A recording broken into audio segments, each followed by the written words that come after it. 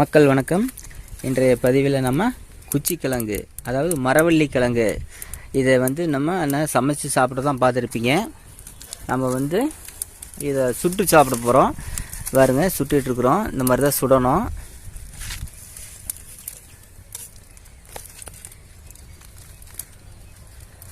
இந்த மாதிரி சுட்டு சாப்பிடக்குள்ள அவ்வளோ ஒரு டேஸ்ட்டாக இருக்கும்.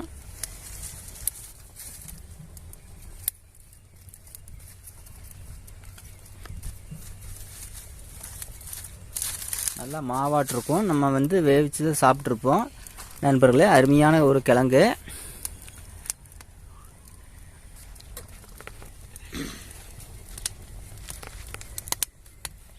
வச்சுடு நண்பர்களே. இது மாதிரி நல்லா திளி போட்டு நல்லா சுடணும். நல்லா சுட்டாதான் நல்லா மாவாட்டிருக்கும். பாருங்க, இது ஒரு அற்புதமான ஒரு கிழங்கு.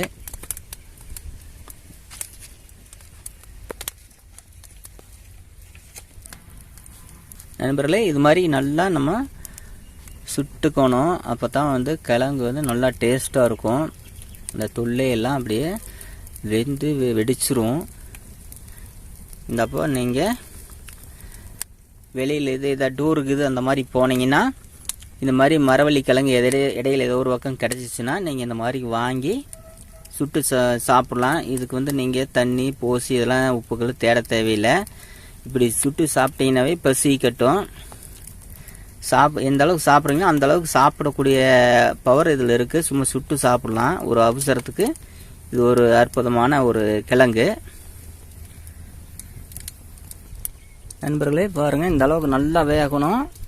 அப்போ தான் உள்ள கிழங்கு நல்லா மாவாட்டு இருக்கும். அரைக்குறைய எடுத்துட்டிங்கன்னா கிழங்கு உள்ள நல்லா இதாகாது. நல்லா மேலே தோலெல்லாம் தீஞ்சிடும். நல்லா வெந்து தீஞ்சு கறி இந்த மாதிரி ஆயிரும். அதுக்கப்புறம் தான் இது நம்ம எடுக்கணும். பக்கமாக வெந்துருச்சு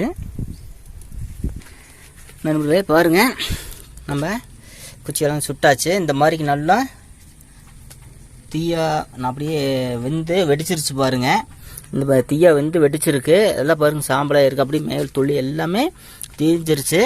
இந்த மாதிரி நல்லா வேக விட்டிங்கன்னா தான் உள்ளார மாவாட்டிருக்கும். இல்லைன்னா நதுக்குன்னு இருக்கும்.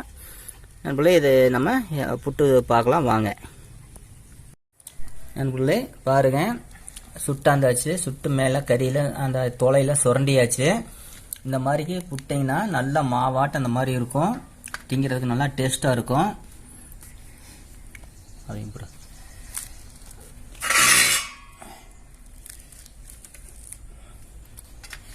பாருங்க.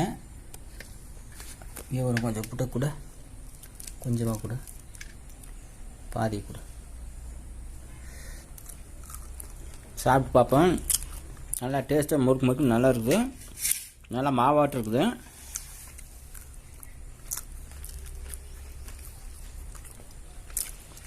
இது உப்பு கப்பி எதுவுமே தேவையில்லை. நம்ம வெளியில் போனோம்னா